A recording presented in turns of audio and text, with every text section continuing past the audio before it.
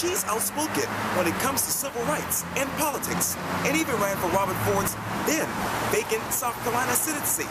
And in this edition of Quintin's Close-Ups, I speak exclusively with Margaret Rush. I want to take you back to August 13th. It was a special election day here in Charleston. You and 9 other candidates ran for Robert Ford's then-vacant South Carolina Senate seat. Let me ask you this, what was that day like? Well, it was a long day. I started out very early in the morning. It didn't end the way I expected it to end, but along the way we had an opportunity to meet many people and to make new friends and to talk about an agenda that I thought would resonate far beyond the election. And so many of the platform issues that we talked about, they affected real people. They impacted lives every day. And I look forward to working, hopefully, with Senator Quintin on some of those issues. And speaking of which, let's go back to last October. He was elected senator. Tell me, how's he doing right now, as far as you're concerned? Well, you know, he just started. You know, he's a first-time senator, but he's already made an impact. He and I have communicated a lot since the election. On election day, when he did win the general election, I was actually working a precinct for him and called in his election numbers from the precinct that I work for. So I'm looking forward to great things to come from him.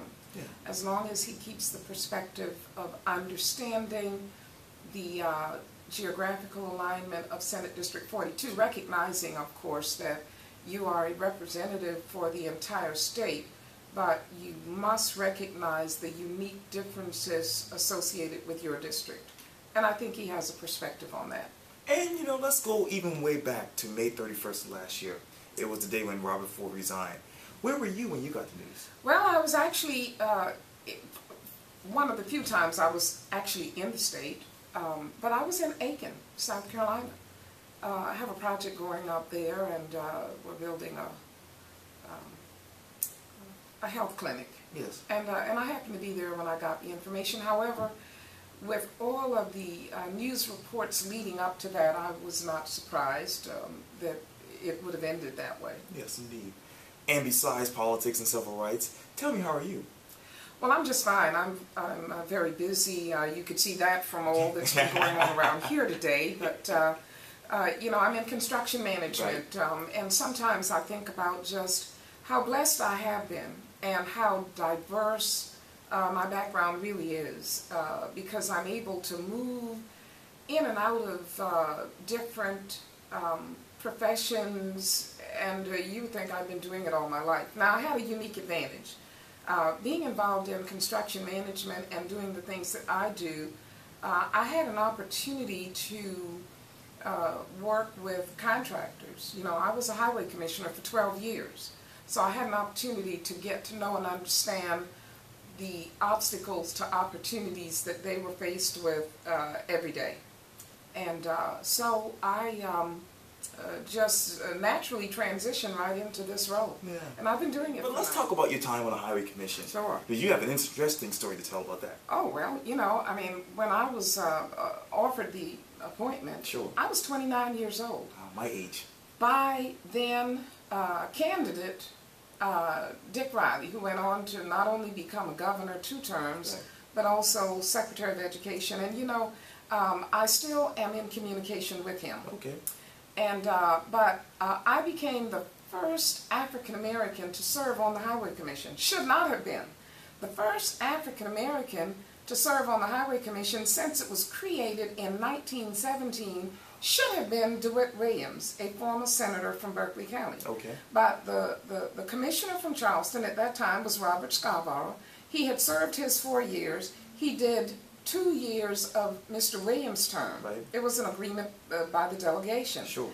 And then I come along with this appointment, and I think either he or some of his associates wanted to get my full 4 years. So the first thing that happened to me is that I got a phone call from a senator that said, Mrs. Rush, we just wanted to let you know that we understand that you are under consideration for this appointment. We've had a meeting and we've decided that, you know, we would like to, you know, keep the current commissioner, and we will see if we can find something else for you.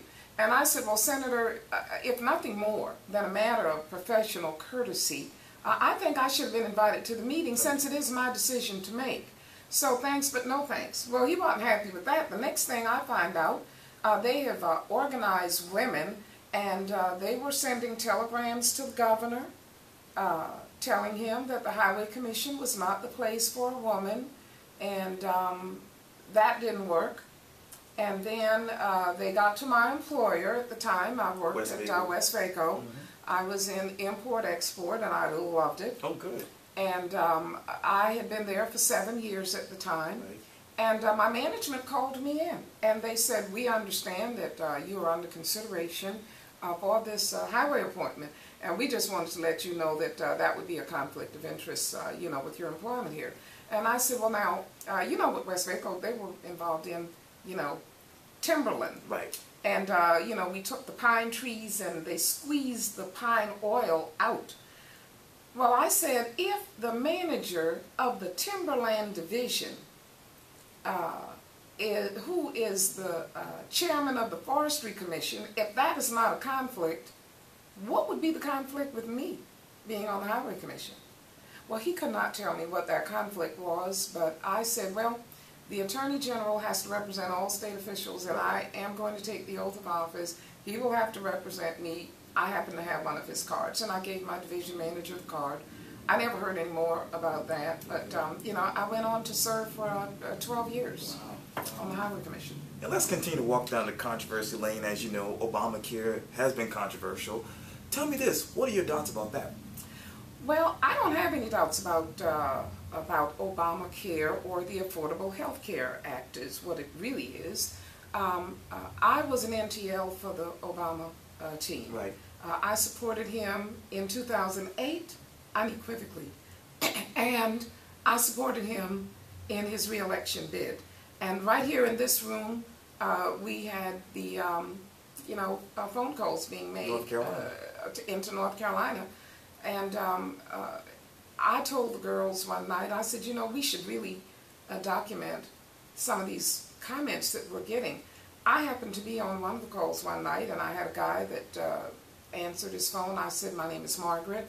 I'm with Organizing for America, and I am just calling to see if we can count on your support for the re-election of the president. He said, I would rather be dead than to support, than to vote for him. And I said, well, we certainly are going to miss you. And I said, now, I don't know why you are so angry, sir, but I will say this. Maybe you should get off of Fox News because it is bad for your health. Now, when I called you, you noticed that I called you by your name. I've got some information on you. Based on your age, you should be concerned about health care. Okay. Because what's going to happen, you may have coverage now, but it has a cap. And there is also something called pre-existing conditions that, you know, would deny you certain coverage. You will find out about it when you run into one of those types of catastrophic diseases, if you will. Okay.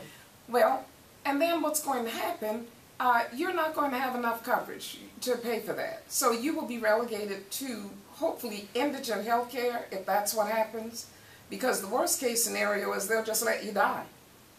And, or they might decide that you've lived long enough and there's no need to put any more money on you. Just, you know, let you die. And what this president is trying to do is make sure that everyone has quality health care. Okay. And that's really what this is about. And so right now there are over 5 million people that have signed up. They wanted to get 7 million. I think they're going to get there, but based on what the CBO is saying right now, yes, there are enough individuals, the mixture of healthy versus non-healthy, to balance it out. So if they don't get anyone else, this is the law of the land, and it will stand. Yeah. And as we talk about civil rights, let's talk about your time with the NAACP.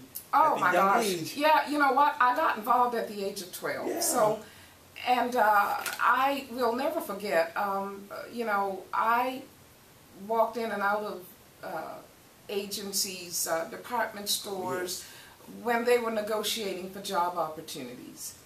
And I had the privilege of working with Mary Lee Davis and Victoria DeLee and Bishop Aaron Moore and Septima Clark and J. Arthur Brown. Yeah. I mean, all of the locals here, Esau Jenkins, and not to mention all of the elected officials. You know, I had the opportunity to work in all of these campaigns. And but my job was to snap the pictures. Okay. So when they would go into these department stores, for instance, the management didn't have enough respect for the organization to take us into a room.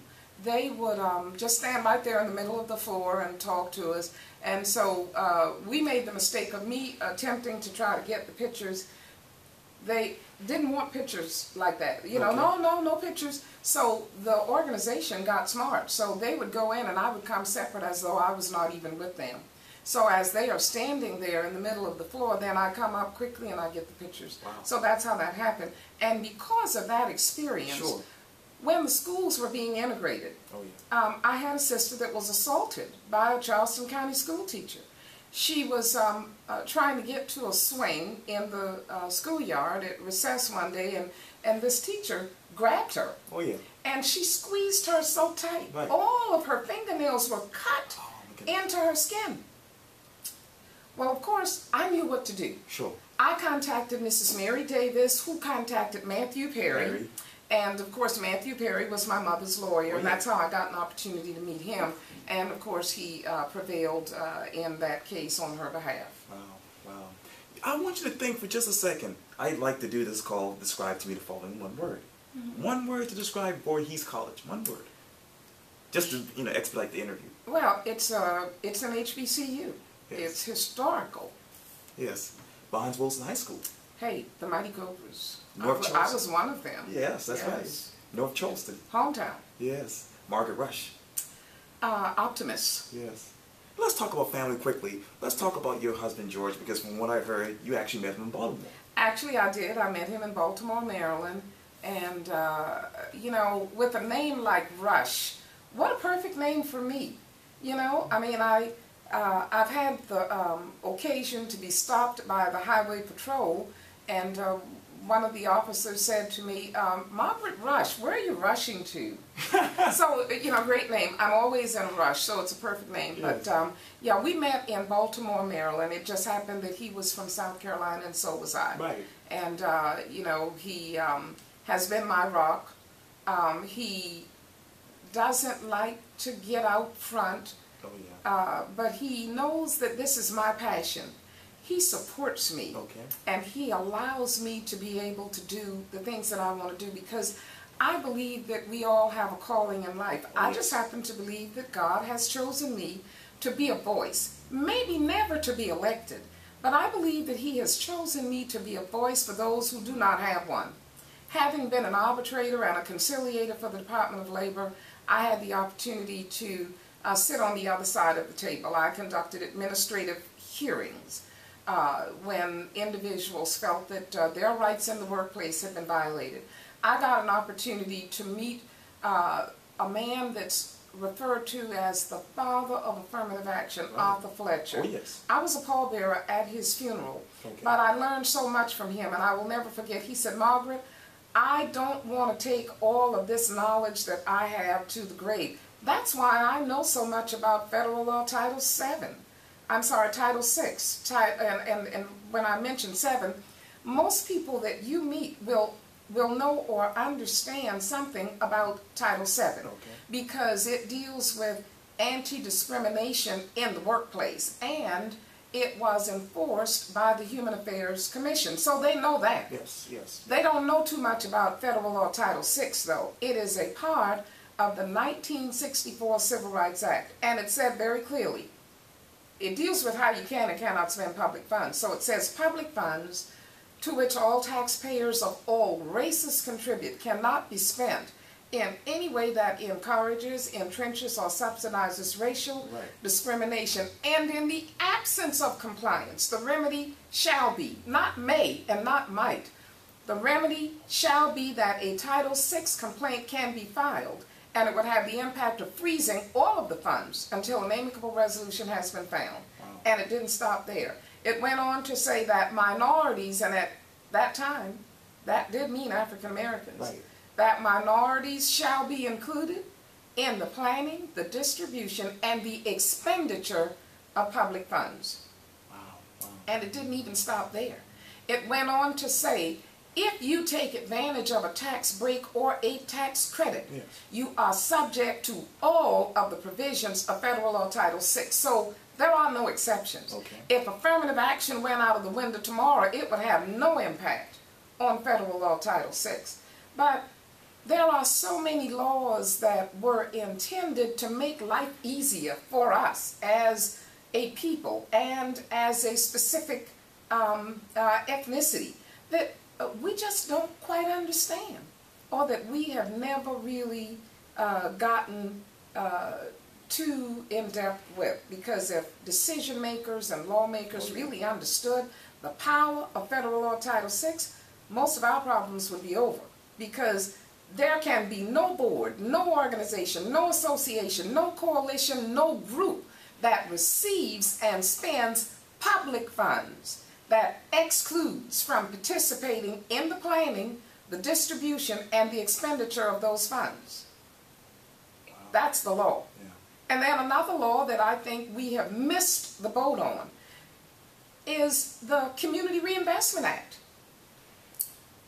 That is a law that clearly says banks and lending institutions must make funding available to low and moderate income communities that they serve. Okay.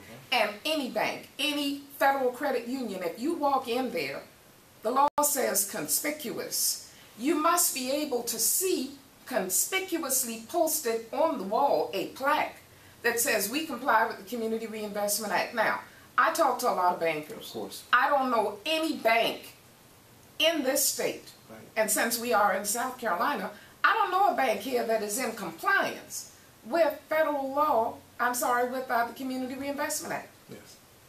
And we need to make sure that, now, I also have, been a registered lobbyist. I'm not registered now, but I do know that there are banks that are trying to get that law off the books. Now, this has been on the books since 1974, and they are quietly trying to get rid of it. Wow. So we don't need that to go away. What we need is full and complete compliance with federal, with the Community Reinvestment Act and with Federal Law Title VI. And then we need to try to understand the significance and the importance of new market tax credits, so that those of us who have an interest in development and opportunities associated with it, there is the pot of funds that you ought to be looking at. And then we need to focus on full and complete compliance with Section 3 of the HUD Act. When we talk about HUD, what most people think? They think about low-income projects, that kind of thing. But if we were to just look for compliance with Section 3 of the HUD Act, let's look at those projects.